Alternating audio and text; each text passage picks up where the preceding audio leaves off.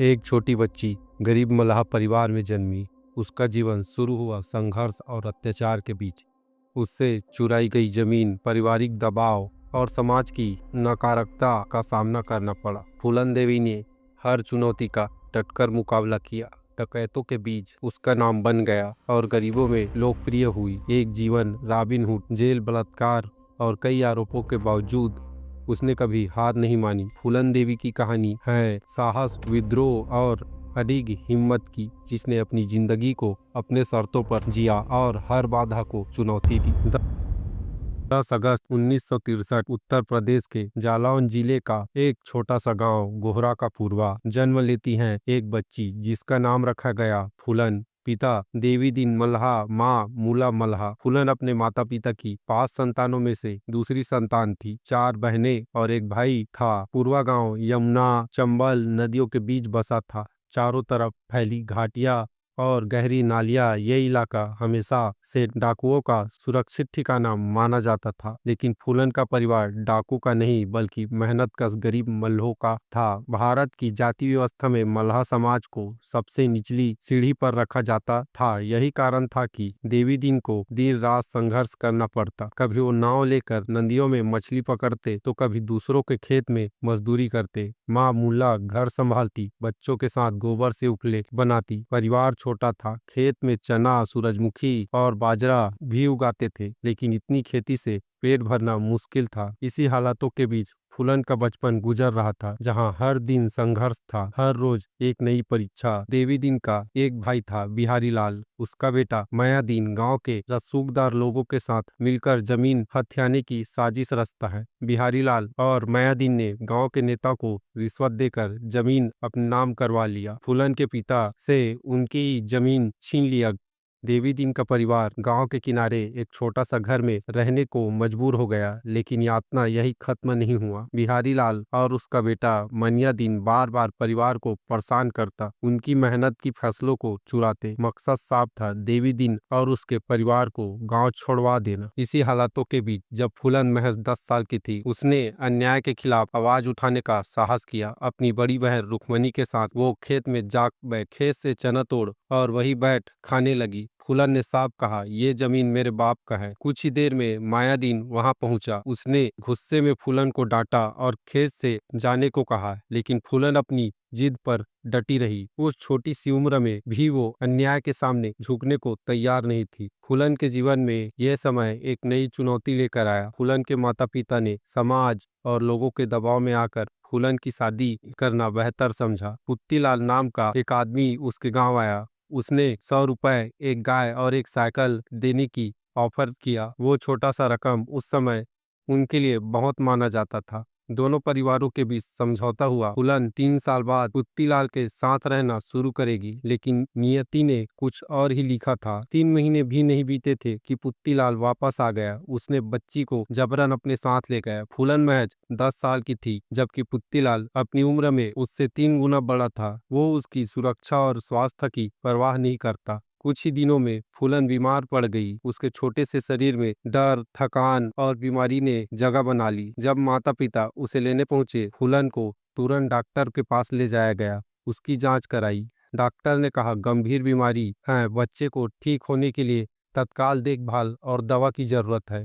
पर परिवार अनपढ़ था और समाज का दबाव भारी। उन्हें चेतावनी दी गई कि शादी को चुनौती देने का मतलब होगा मनियादीप को उनकी जमीन पर कानूनी अधिकार मिल सकता है। लेकिन देवी दीन और मुल्ला ने हार नहीं माना। उसने साइन करने से इनकार कर दिया और बेटी की सुरक्षा को ऊपर रखा। उस घटना से फूलन ने पहली बार अपने छोटे से शरीर में भी साहस दिखाया। ये टाइम उसके जीवन में संघर्ष और अन्याय की वास्तविक दुनिया से सामना करने वाला पहला एक्सपीरियंस था। फूलन को शादी और घर में परेशानियों के बाद तेजाओ गांव में एक दूर रिलेटिव के पास भेजा गया। यहाँ नया माहौल उसके लिए पूरी तरह अनजान था। यहाँ उसकी मुलाकात उसके हाल में ही विवाहित चचेरे भाई कैलाश से हुआ। कैलाश उस समय डकैतों के लिए काम करता था, जिन्हें गांव के लोग बागी कहते थे। छोटे छोटे मिलन और बातचीत के दौरान फूलन कैलाश के बीच धीरे धीरे नजदीकियां बढ़ी। दोनों के बीच दोस्ती ने प्यार का रूप लिया। कैलाश की पत्नी, जो अपने पति के साथ गांव में रहती थी, उसने तुरंत हस्तक्षेप किया और फूलन देवी को चेतावनी दी। उनको अपने गांव वापस आने का आदेश दिया गया। गोरहा का पूर्वा फूलन लौट कर आई, लेकिन किस्मत ने उनका स्वागत फिर जख्मों से किया। गांव के नेता का दूसरा बेटा फूलन की मासूमियत और हिम्मत से प्रभावित हो गया। उसने नजदीक बढ़ाने की कोशिश की, लेकिन फूलन ने साफ इनकार कर दिया। ये ठुकराना उस युवक के अहंकार को बर्दाश्त नहीं हुआ। एक दिन पूरे गांव की आंखों के सामने उसने फूलन पर हमला कर दिया। हवा में चीखें गूंज उठी, पूरे माहौल में डर और चुप्पी छा गई। इस घटना ने फूलन और उसके परिवार को फिर से गांव छोड़ने पर मजबूर किया, लेकिन असली खेल अब शुरू हुआ। मायादीन ने परिवार पर दबाव बनाया फूलन को पुत्तीलाल के पास वापस भेजने के लिए।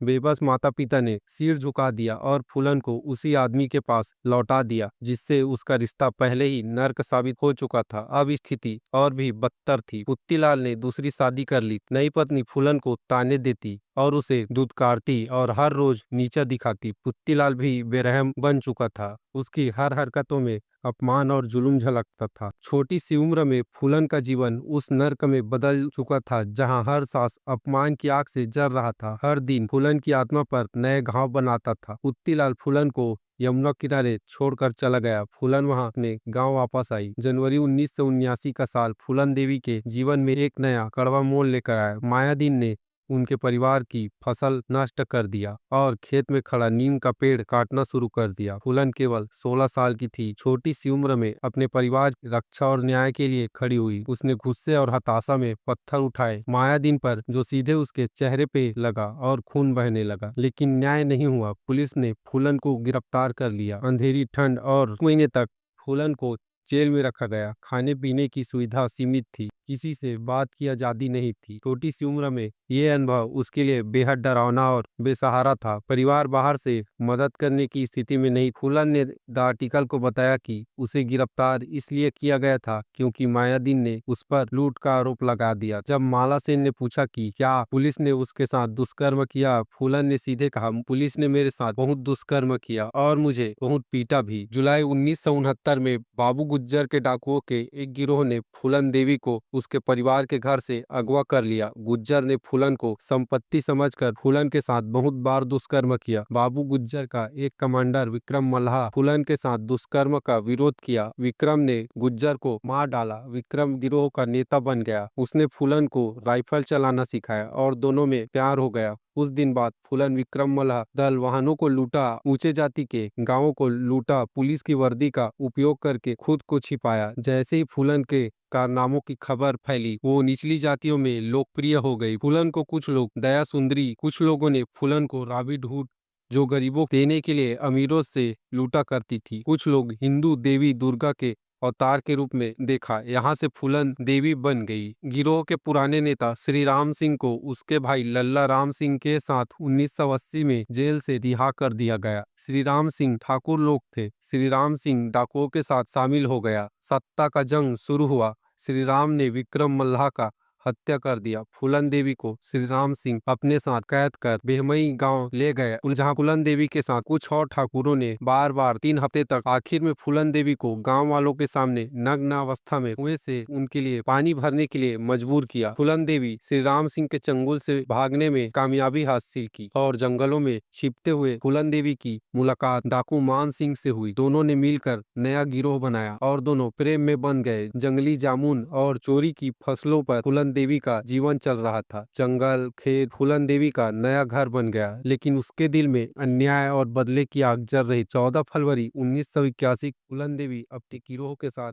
बेहमई गांव लौटी। लाउड स्पीकर से फूलन देवी ने पूरे गांव में घोषणा की कि गांव वाले श्री राम सिंह और उसके भाई लल्ला राम सिंह को अपने हवाले करने को कहा। जब गांव वालों ने फूलन देवी आदेश नहीं माना तो फूलन और उसके साथी ने घर घर जाकर कीमती सामान लूटने लगे।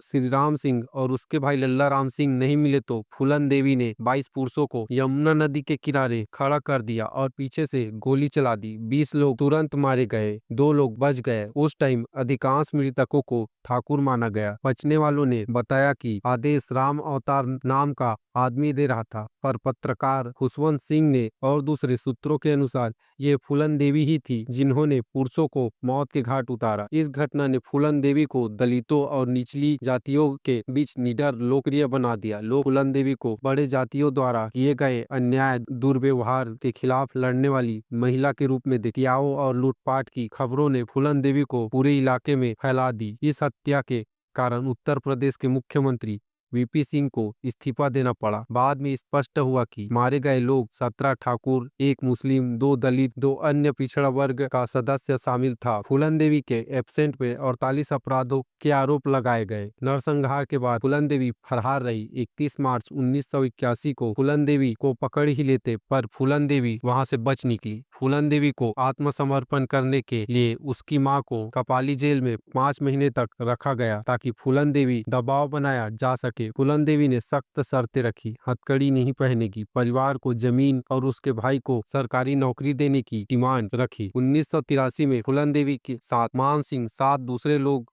भी उसके साथ आत्मसमर्पण करने के लिए तैयार हुए। फूलन देवी ने भीड़ में पुलिस अधिकारियों के पुलिस की वर्दी पहनकर सर पर लाल पट्टा बांधकर देवी दुर्गा महात्मा गांधी के मूर्ति के सामने झुक गई। लगभग 8000 लोग मौजूद। फूलन देवी ने मध्य प्रदेश के मुख्यमंत्री अर्जुन सिंह के सामने दंडवत किया। फूलन देवी पे 48 आपराधिक आरोप। उन्हें ग्वालियर में गिरोह के साथ कैद किया गया। 8 साल से ज्यादा जेल में न रहने की शर्त होने के बावजूद उसने 10 साल से अधिक रिमांड में बिताए। इसी टाइम फूलन देवी को टीबी हो गई। पेट में 2 ट्यूमर पाए गए। बिना मंजूरी के फूलन देवी गर्भाशय को निकाल दिया गया। 1984 में उत्तर प्रदेश के मुख्यमंत्री मुलायम सिंह यादव ने फूलन देवी के खिलाफ सारे आरोप हटा दिए। जेल से रिहा होकर फूलन देवी समाजवादी पार्टी में शामिल हुई। 1996 के आम चुनाव में मिर्जापुर से लोकसभा सांसद बनी। फूलन देवी ने भारतीय जनता पार्टी के उम्मीदवार वीरेंद्र सिंह को 37,000 वोटों के अंतर से हराया। फूलन देवी को 1994 में उमेद सिंह से शादी की। हिंदू जाति व्यवस्था से बचने के लिए उसने बौद्ध धर्म अपनाया। 1994 में ही बेंडी क्वीन फिल्म माला सेन की जीविका पर आधारित थी, जिसे शेखर कपूर ने डायरेक्ट किया था। सीमा विश्वास ने फूलन देवी की भूमिका निभाई, लेकिन भारत में रिलीज की मंजूरी लेने पर विवाद खड़ा हो गया। फूलन देवी ने कड़ा विरोध किया, कहते हुए ये मेरी जीवन की कहानी नहीं है।